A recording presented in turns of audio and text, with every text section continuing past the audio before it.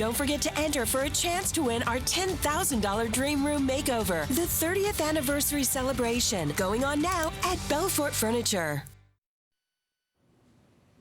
Developing news tonight, Bill O'Reilly out at Fox News. A stunning fall for a TV powerhouse for decades, brought down by new allegations of sexual harassment and millions in payouts. Tonight, the fallout and a renewed focus on behavior in the workplace.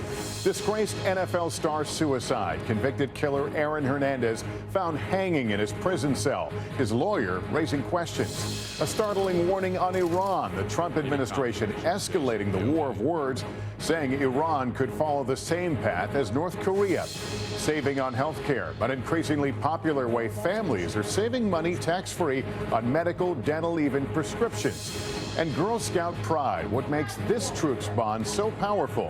When they're together, they're right at home. Nightly News begins right now. From NBC News World Headquarters in New York, this is NBC Nightly News with Lester Holt. Good evening. Bill O'Reilly, who has dominated cable news ratings for years, is out tonight. Fox News cutting ties with the firebrand commentator in the wake of a mounting trail of sexual harassment accusations and multi-million-dollar payouts. The parent company of Fox News announced late today that the 67-year-old host of The O'Reilly Factor will not be returning to the network. A stunning fall for one of TV's most influential figures, a major conservative voice who, even in the face of scandal and fleeing advertisers, saw his audience remain loyal. But for a network whose workplace culture was already under fire, it all proved to be too much. Our Cynthia McFadden is working the story tonight and has the latest.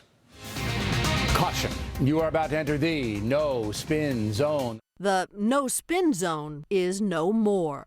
Bill O'Reilly, the controversial face of Fox News for 21 years, was fired today by the network he helped put on the map, following in the footsteps of his former boss and mentor, Roger Ailes, who was also pushed out after an investigation of sexual harassment claims.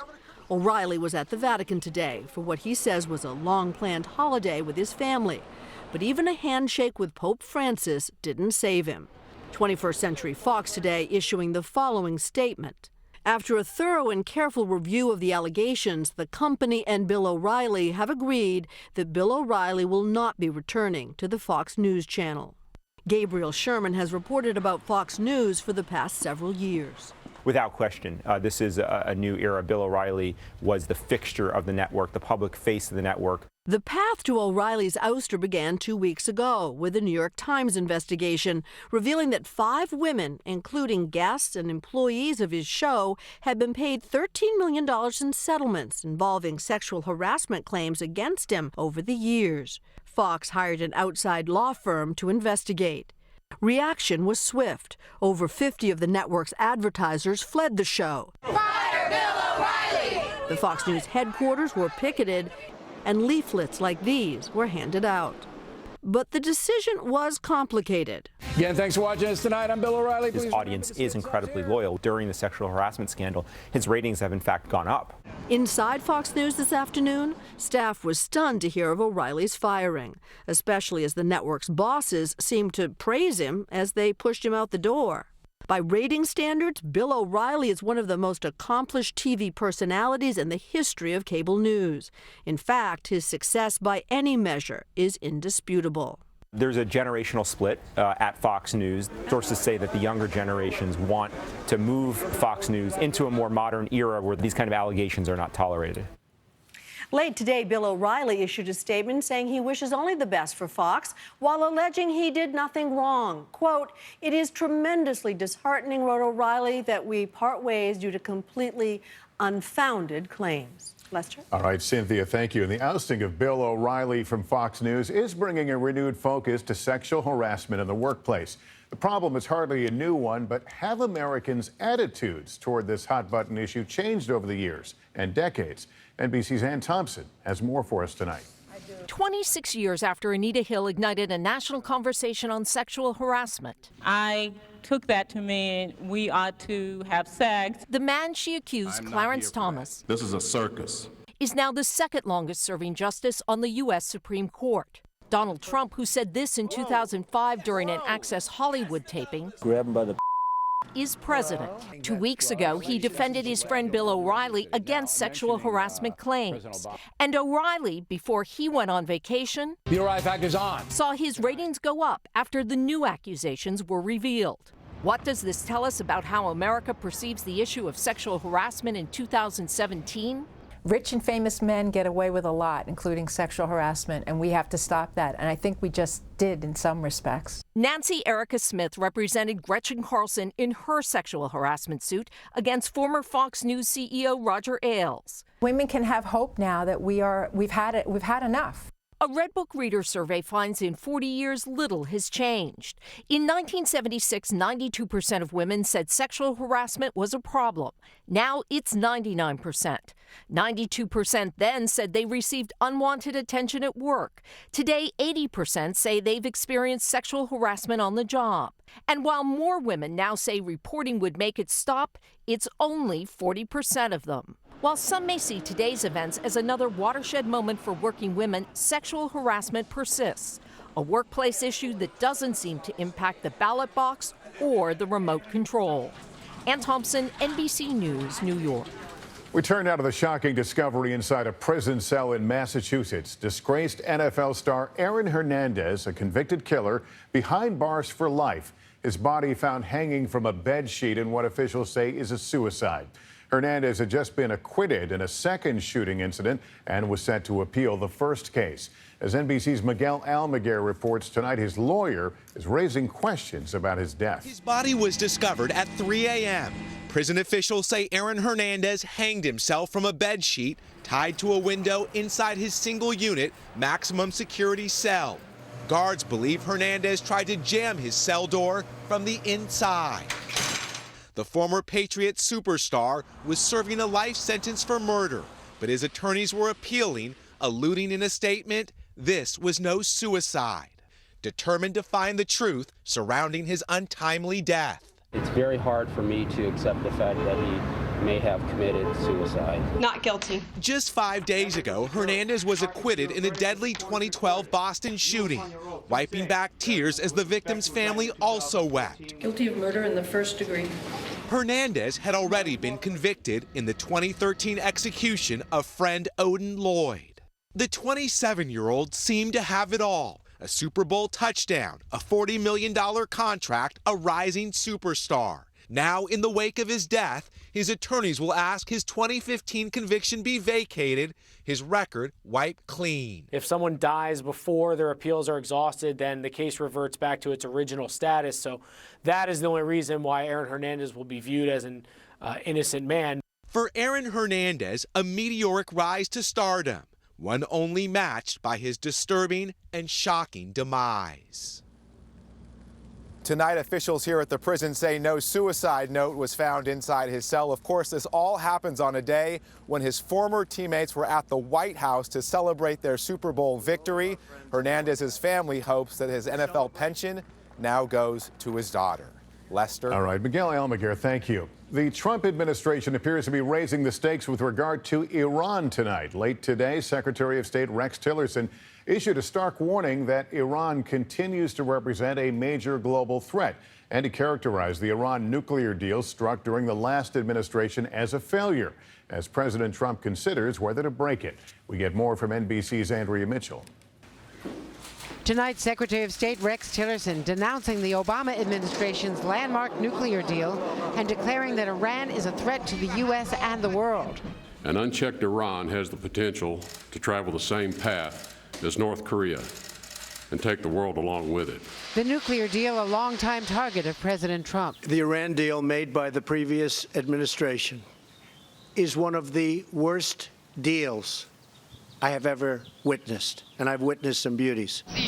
One day after acknowledging that Iran is complying with the nuclear agreement and Iran showed off its military might, Tillerson accused Iran of sponsoring terrorism in Syria, Iraq, Yemen, Lebanon, and against Israel, testing and developing missiles in defiance of the UN, and arresting U.S. citizens.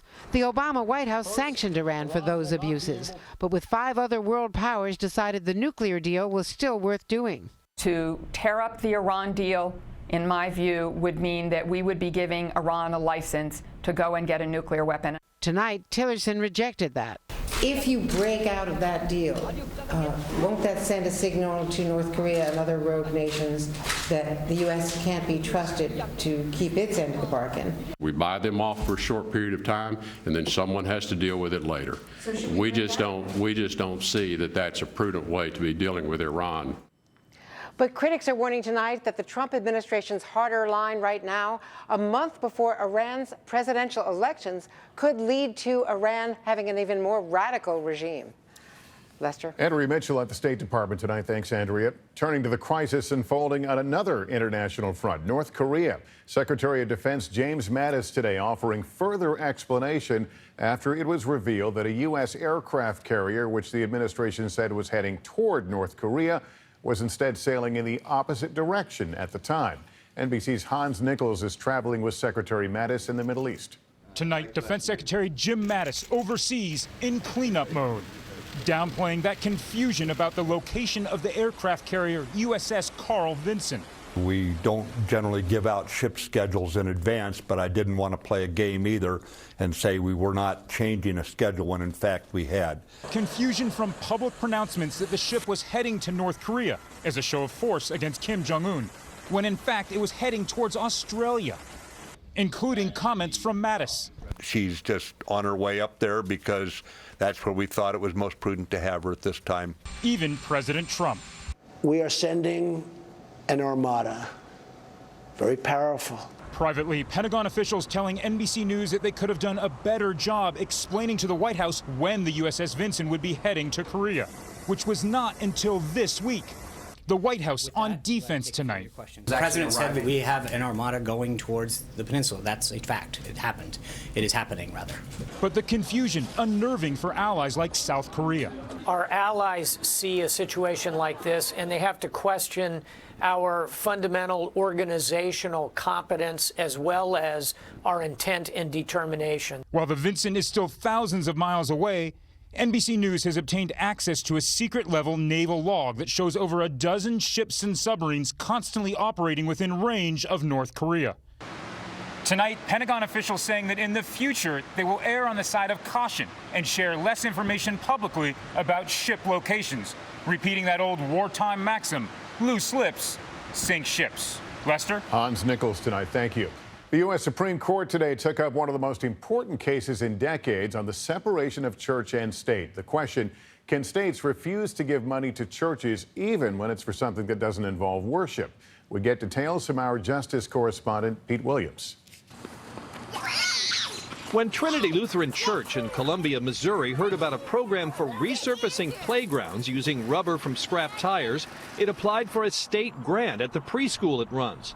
But the state said no because its constitution says no state money can be given in aid of any church. It made us feel like we were second-class citizens, like the safety of the kids that were playing on our playground didn't matter as much as the kids that were playing on other playgrounds. So the church sued, saying the state was discriminating against religion. The church here was not seeking anything preferable, favorable treatment. It was seeking equal treatment here. 38 other states have laws like Missouri's. Their defenders say they don't interfere with religious practices. They just choose not to subsidize them. If Trinity Lutheran wins this case, it will be a radical change from the way we've always treated religious institutions in this country. But a majority on the court seemed to side with the church, including the newest Justice Neil Gorsuch. Elena Kagan said this is a clear burden on a constitutional right not to be discriminated against. Stephen Breyer asked how refusing to give the grant money is any different from declining to give churches police and fire protection, or including religious students in community-wide vaccination programs. Samuel Alito asked, what about Homeland Security grants to help synagogues protect themselves against terror attacks? Ruth Bader Ginsburg appeared to be one of the few siding with the state, saying the Constitution's framers didn't want tax money used to maintain church buildings or property. Missouri's governor now says the state will no longer automatically turn down requests for money from churches. Even so, the court appears headed for a decision reducing the wall between church and state. Lester? Pete Williams at the Supreme Court. Thank you. Still ahead, saving big on health care. The growing trend many are turning to. It's tax-free with no use it or lose it limits. One family saving over $2,000 a year. We'll tell you more about it. Also, the big surprise that tennis superstar Serena Williams served